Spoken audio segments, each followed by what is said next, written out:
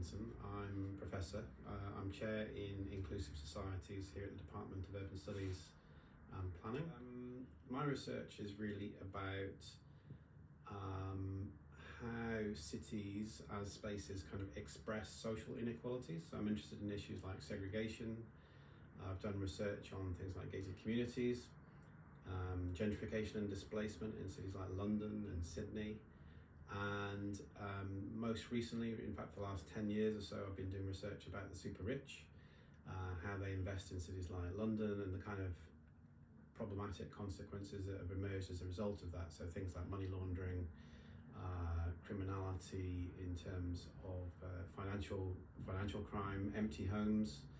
I coined the term necrotecture to describe the kind of empty tower blocks that we see in cities like London, where a lot of wealth has rolled into those cities, but it's created these problems of so-called ghost neighbourhoods and so on.